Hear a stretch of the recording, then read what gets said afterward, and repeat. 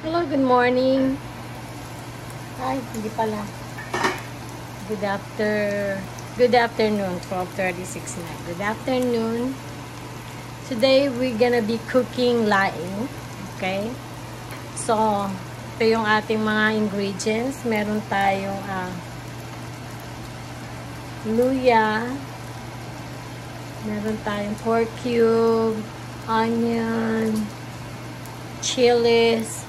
I already dehydrated the laing leaves. I got pork over here that I already in the process of browning it. And I got spices over here. Okay, so I got garlic. I got salt and pepper, garlic powder. Of course, the main thing is the gata. Okay, a little bit of sugar over there. And a little bit of ground red pepper. So that's it. So first I am gonna be browning the pork. Okay, let's brown the pork. Okay.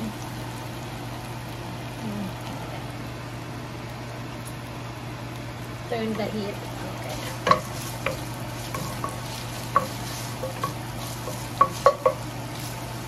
So we're gonna be browning the pork.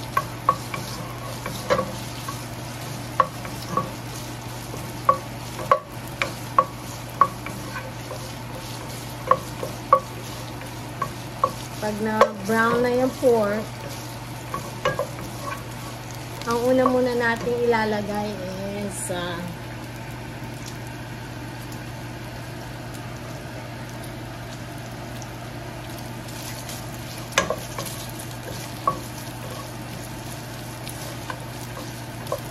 una muna nating lalagay is the bagoong. Meron tayong bagoong. Ayan. So, lagay muna natin yung bagoong. Okay. I want to brown the bagoong first. Ayan. Kasama na natin sa pagluluto ng pork. Ayan. I just put a little pork on it. Hindi ko na siya dinamihan. Okay. So, after dyan, lalagay natin yung garlic, the onion, the ginger, and the chilies on it. Okay? I'll be right back. Okay, so kumukulo na siya. So, meron tayong apple cider vinegar. Lalagyan ko lang siya ng konti. Just konti lang.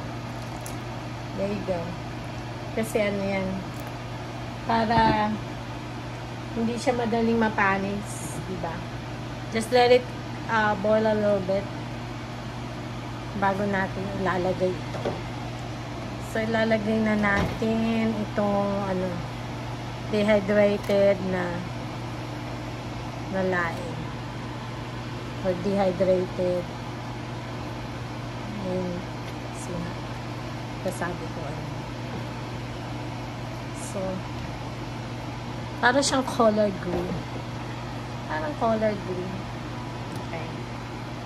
So, lagyan natin yan dyan. Okay.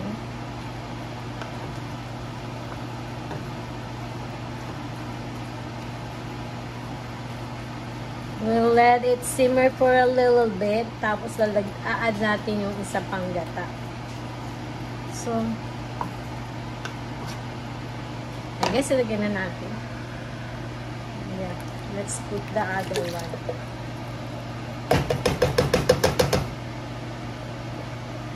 So, ito na yung dalawang gata na yan.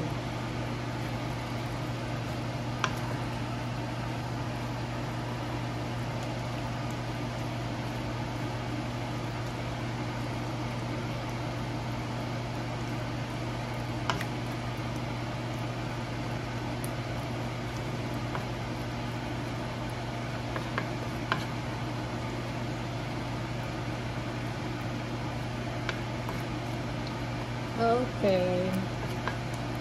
So, just let it be. Okay. So, lagyan lang natin ng konting asin for now. Okay? Konting garlic powder. Okay. Paminta. We'll put a little bit of sugar. Yeah, just to balance the taste. Just a little bit. Parang sprinkle sugar lang. And then, sabi ko nga maglalagay ako ng little ground red bell pepper. Just a little bit. Mamaya, i-add natin yung correct natin yung taste later. Alright? I'll be back. Hello, I'm back. So, ito na po yung laing natin. So, I just put cooked shrimp. This one is already cooked, so I just added.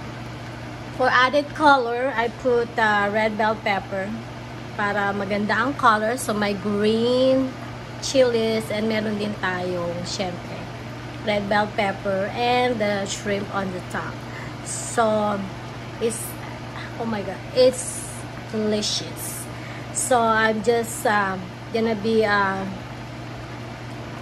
just continue to simmer it in a low fire until mag konti yung sabaw. Diba? Hanggang ma-absorb mo yung mga sabaw. So, just a little bit of there you go. So, kasi na-dehydrate na yan kanina. So, yeah. So, hintayin lang natin na mag-drain ng yung sabaw. Kasi ito medyo tricky yung sabaw. But, it's good. Delicious already.